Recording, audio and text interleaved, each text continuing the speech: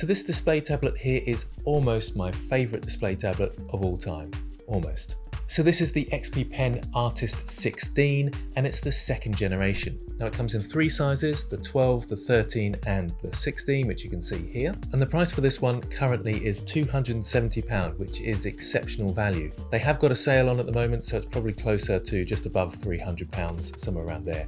And it's usually fairly similar in dollars. The 12-inch version is only £180 at the moment, and that's a really good option if you haven't got much space and you want that portability. So let's compare this to the Wacom Cintiq, which is kind of the brand which all these budget brands are aspiring to. Well, the Cintiq is over double the price of this one, and this has a few advantages. So firstly, the drawing experience is very good. It's got a laminated screen, which means there's hardly any parallax, the distance between your pen and the kind of so-called paper. There's no noticeable lag, the pen pressure is really good, and the drivers all work really nicely. It's got programmable buttons down the side, and you can set those up for different programs. So it's all sounding really good. But there's one really fantastic thing about this piece of kit. You can power it with a USB-C cable, so straight from your laptop into this with a USB-C cable. So in my mind, that makes this really nice and portable. You don't have to take lots of extra wires and a power pack out with you, as well as your power pack for your laptop, let's say. For me, that's been a huge downfall of these display monitors, so I'm really happy that XPPen have kind of solved that problem. So is there anything that lets it down? Well, yes, there's a couple of minor things. It's got no stand, and I find that a bit of a pain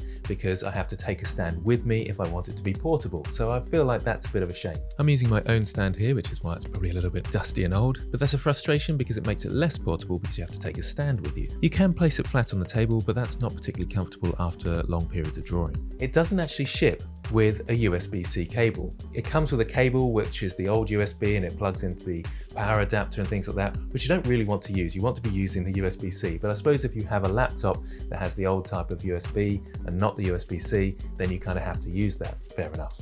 The pen is just a little bit thin, so it's not as comfortable as, let's say, the Cintiq. It depends what you're used to really, but the Pro version comes with a nice kind of chunky pen, which is a little bit more comfortable than this one.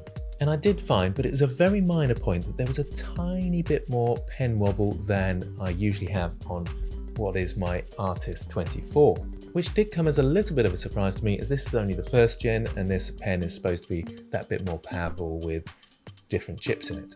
But don't let that put you off. That was a very minor thing. If you use them all the time, you'd probably notice it, but generally speaking, you're not going to really pick it up. So why isn't this my favorite? Well, my favorite is the Pro version of this.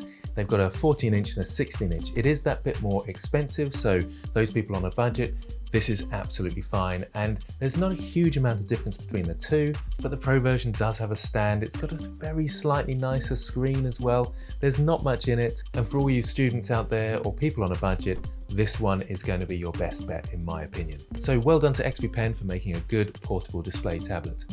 Thanks for watching, and I'll see you next time.